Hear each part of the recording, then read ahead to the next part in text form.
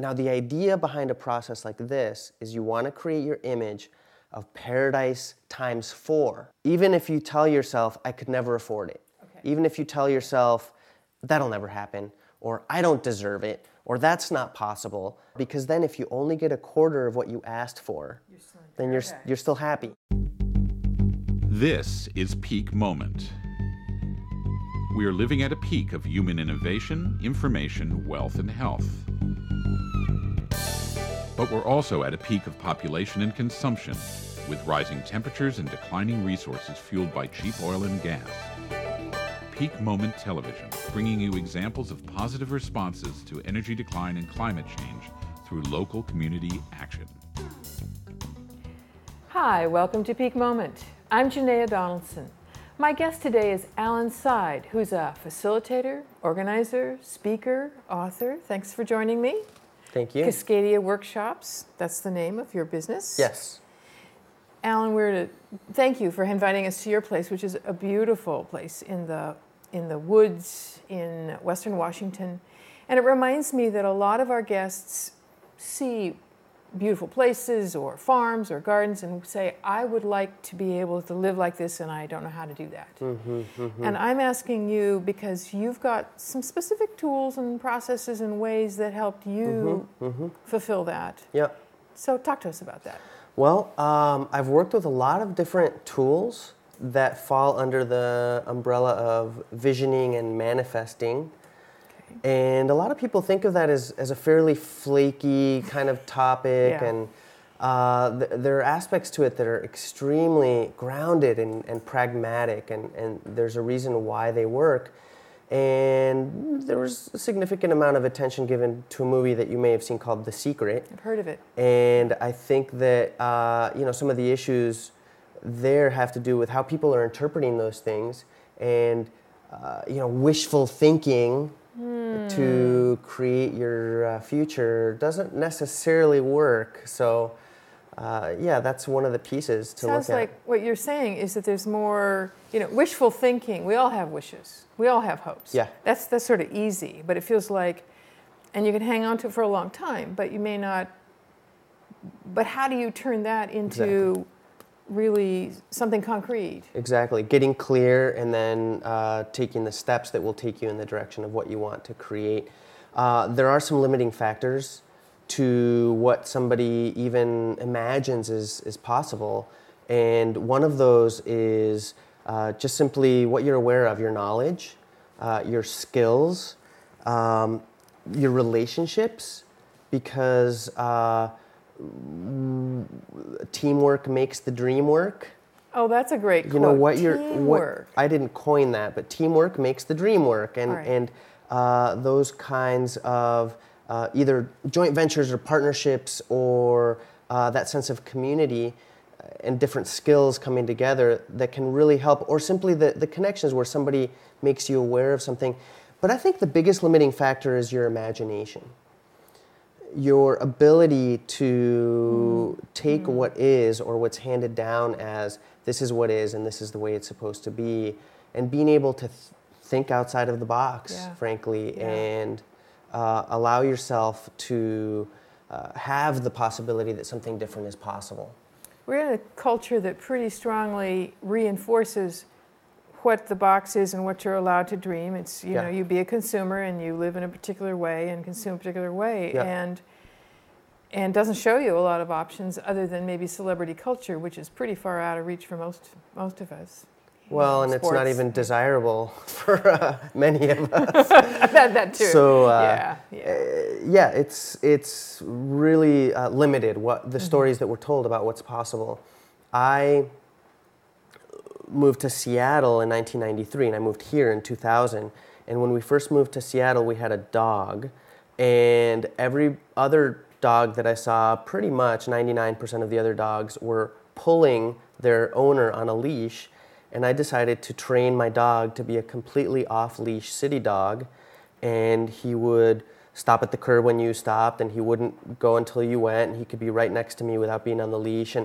But it took first believing in the possibility that it was possible, Okay. And then I had some really good tips from some dog owners about how to do it. Okay. And then it just took consistency on my part and just one step at a time and sticking with it. So persistence, perseverance. And that's an analogy that has stuck with me is seeing people going on a walk getting pulled by their German Shepherd on a 4-foot leash, and my being able to have this dog that would stay within the curb and would come when I call him and be next to me. So the distinction is that I gave my dog a lot of structure, and as a result, he was freer. So we have structures that are limiting structures, and oppressive structures, and we have structures that are liberating structures. And so the processes and methodologies that I put under this umbrella of visioning and manifesting, I consider to be liberating structures. So yes, we'll go for that. Yay! So yeah. Well, and that's the sense I have from people is they want more freedom and to move outside of those boxes. Right.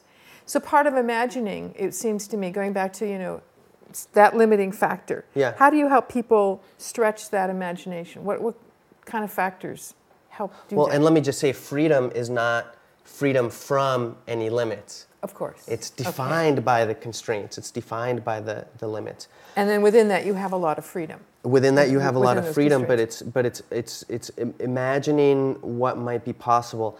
There are a lot of books out there on creativity, and let me just get into some of the specific tools. Sure. For example, Sure. One of the tools that I've used a couple different times is probably the best-selling job hunting guide in the world. I think of it as a visioning and manifesting tool disguised as a job hunting guide, and it's called "What Color Is Your Parachute" by Richard Bolles. Okay. And going back to when I was first in Seattle in the early 90s, I had a job that I really didn't enjoy. It wasn't paying me much, but it was just no fun. And I knew I had more to do with my life, so I made my job going to the library every day to do the exercises in "What Color Is Your Parachute." And what he has you do is identify the skills that you do best, that you most enjoy, that are transferable from job to job, and then also identifying what are the elements of a particular employment situation that are really going to serve you. And so he has you do some exercises, and even if you know that you want to be, for example, an administrative assistant in a law setting is very different from an administrative assistant in a medical setting versus at a preschool. So he has you get very, very, very specific. The usefulness of that is that you're cutting down the territory out there. You're not following every possible employment lead. And you're also creating a picture of your ideal so that when it hits you on the nose, you recognize it. Great. Okay. So Trisha, my wife, and I took that process and adapted it to our land hunt. So we got very clear in the late 90s that we wanted to live closer to the land, we wanted to create more of a sense of community, and we wanted to start a learning center for sustainability-related topics. And we created a flower diagram, much like he has you do in What Color Is Your Parachute? And I'll show you just briefly. It's I've had it in my files, and it's from 1998. It's sort of falling apart. But the thing that I want you to focus on first is just the center. So there's the center of the flower and then a bunch of petals. And what we did is we want to distinguish between essence and form. Between essence and form. Okay, explain that here. The form is what does it look like in the real world? What are the characteristics? Okay. And the essence is the values, the principles, the vision, without any of the specifics. Okay. And so the center has the vision, which has to do with living closer to the land, having more of a sense of community, perhaps the possibility low impact, living sustainability, connection with place, spirit at the center of life. So that's the possibility of an eco-village. So that's the essence. That would be the essence. And then for each of the petals, first we brainstorm what are the possible categories.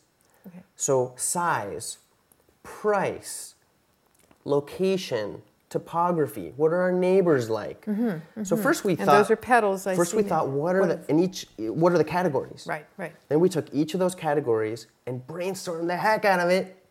So now the idea behind a process like this is you want to create your image of paradise times 4.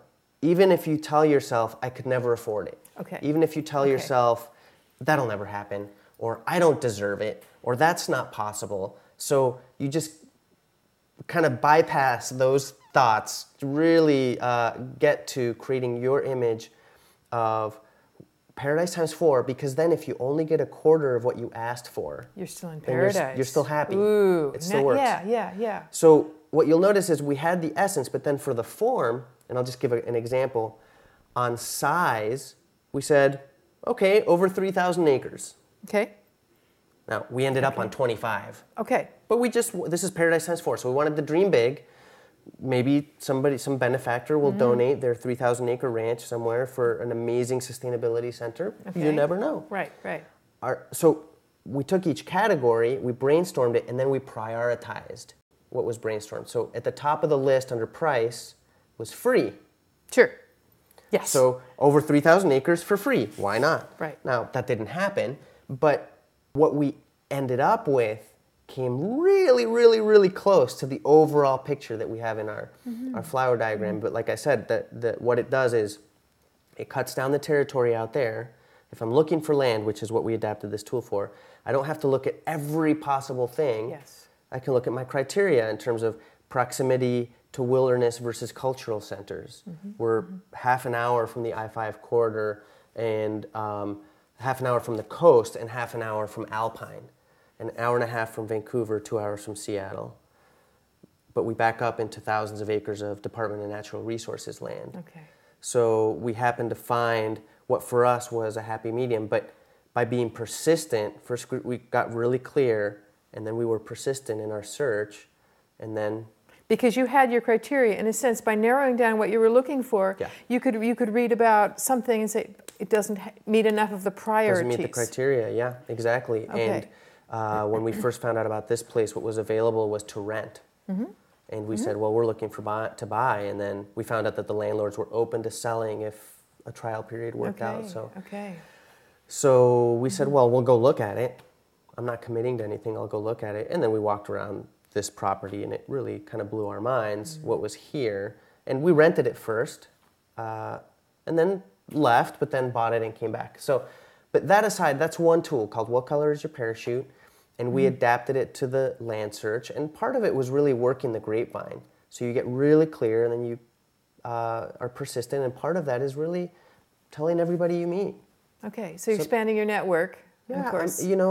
Somebody comes to paint your house, and you mention it to them, or you're at the grocery store, you mention it to them, and from the places you least expect, you'll get leads, and but it's really about that persistence once you have your clarity. Another one that's been really interesting is you mentioned Vicki Robin, and one of the tools is the process that's detailed in her book, Your Money or Your Life. Somebody who was her coach for a while, a man named Dave Ellis, he wrote a book called Creating Your Future. And I've got it right here, A Guide to Long-Range Visioning. And we got a one-day version of that particular tool. And one of the things he had us do in that workshop was to write down, what do you want? What do you want? What do you want? And again, even if you think you don't deserve it, even if you think it could never happen, even if you don't think you have the time. And it could be something as simple as, I want to learn to play the saxophone. Or it could be, I want world peace. It doesn't matter. You just keep writing.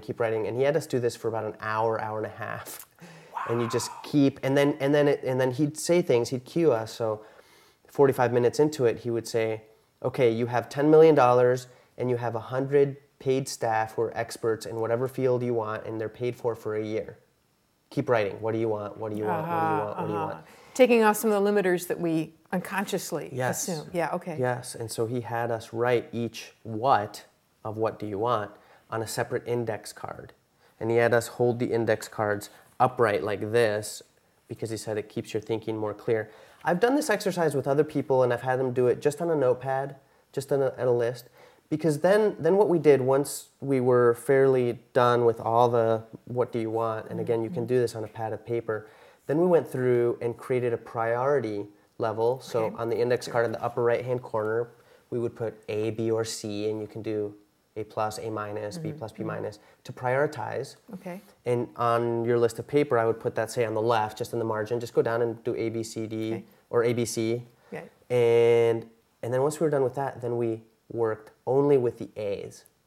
And just with the A's, in the upper left corner, writing a timeline, time frame.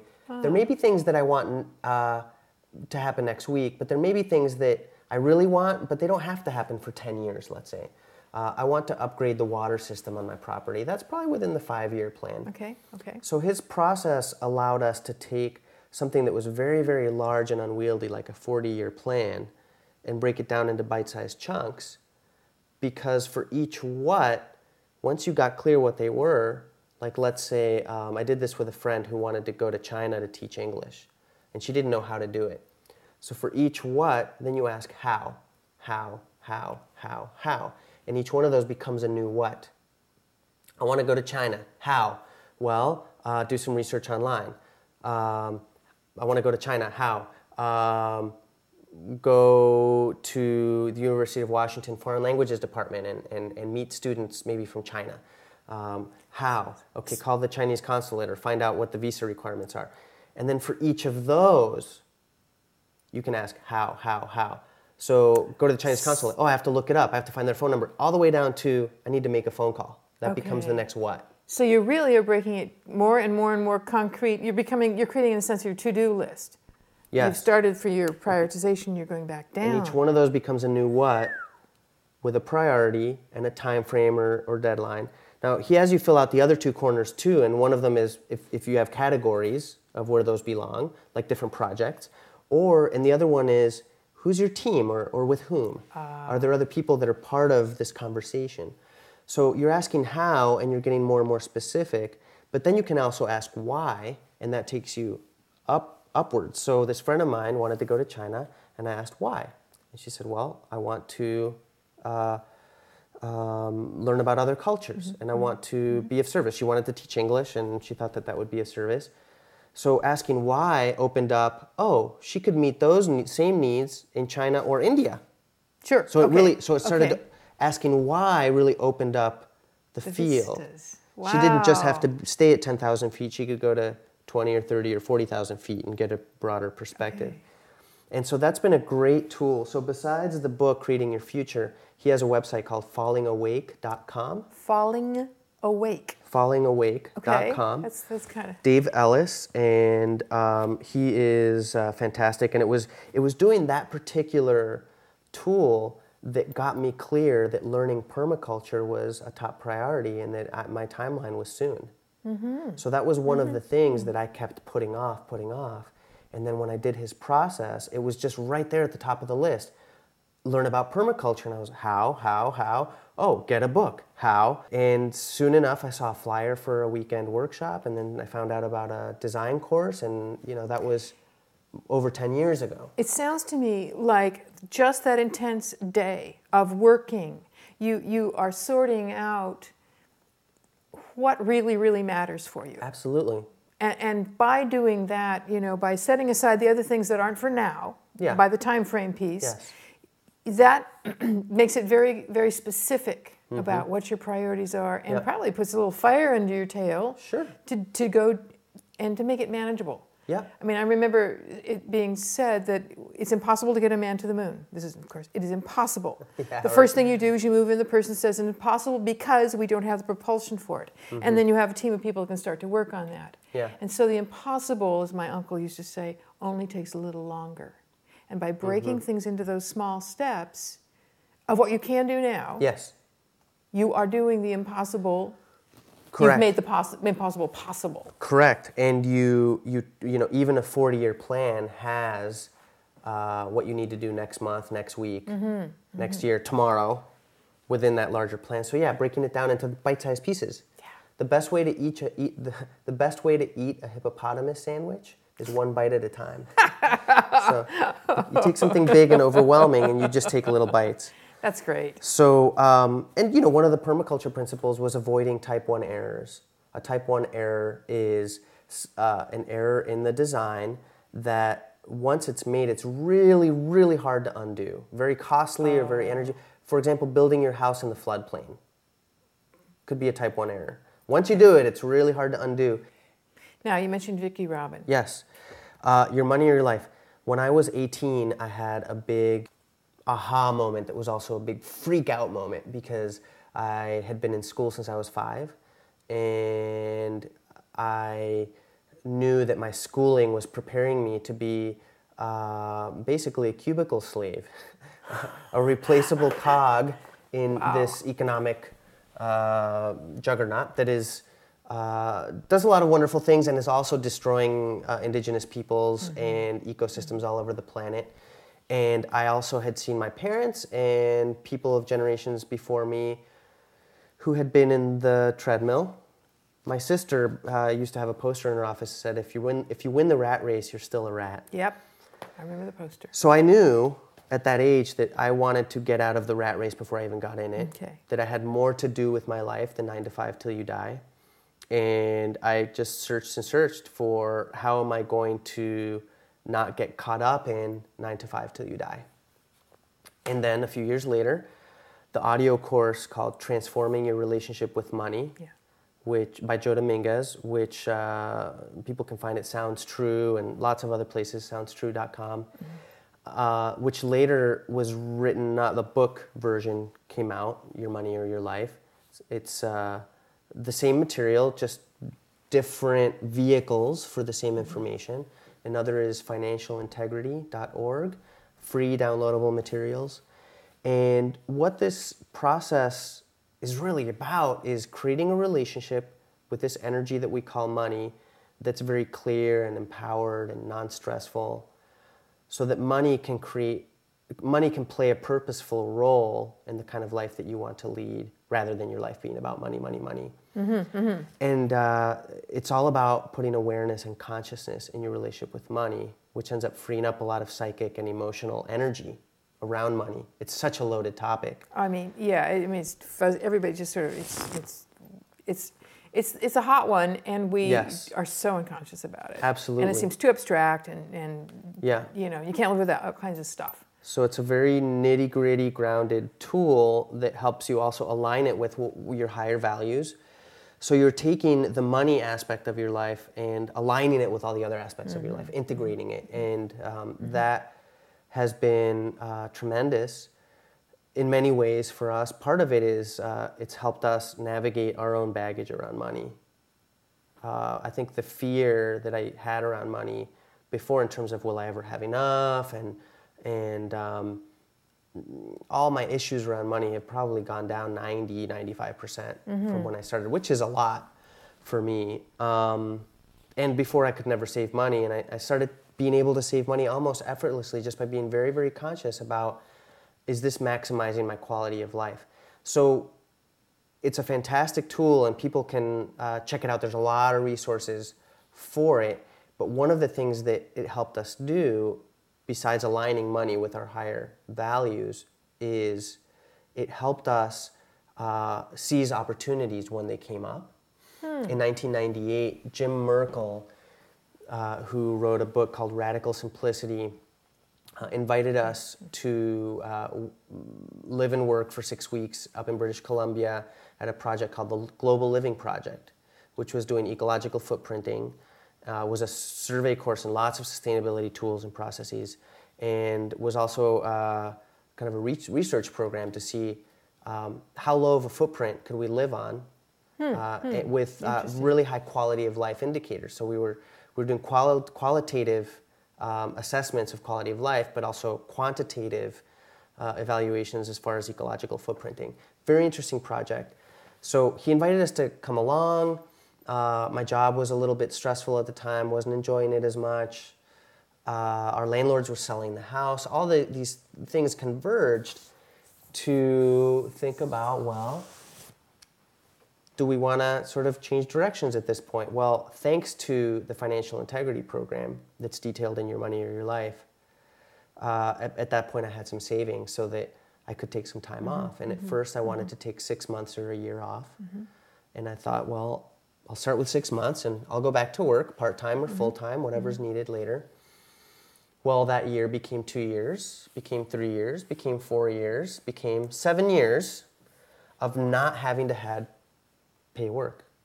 Wow. You knew about this, right? Yeah. No, I didn't remember about that for you. So both Trisha and I had a 7-year sabbatical from paid employment that became an intensive learning and research time for us. And so it's also when we started our land search. It's when we researched intentional community and visited a lot of intentional communities and learning centers. We'd hunt down the founders and ask them lots of questions what are the biggest issues in community, and we'd go to the next place and the next place, and we'd get the same list from the founders, kind of interesting. And we have about 1 minute left, so keep going. Of our whole entire time together? Yeah. Wow, that is amazing. So, well, briefly, so Your Money Your Life has been fantastic. And, some people enjoy coaching, life coaching, business coaching. Somebody that I had a coaching relationship with, Ryan Eliason, and his website's ryaneliason.com, turned me on to this book, Getting Things Done by David Allen. This book changed my life, and it's about managing workflow at this level, at the grounded, where the rubber meets the road level, in order to free up your energy that you can also go to 50,000 feet and get that big view, but by allowing me to not have things clogged up here. Which nobody else has the experience of, right? Right. And so the art of stress-free productivity. Wow. And so I am more organized than I ever have been, and so that's increased my capacity to be able to handle more and take on other projects or be able to play at a higher level with people. The best advice I've ever gotten in my whole life came from Doug Bullock from the Bullock Brothers Farm and permaculture site, and he said, dream big and go for it. Dream big and go for it. Dream big and go for it. So dream big and go for it. And use some tools. They're great tools to do that. And you don't have to do it pie in the sky. Use the tools. Thank you. Yeah. Alan, you're both living proof of it, and thank you for giving tools. So dream big, go for it.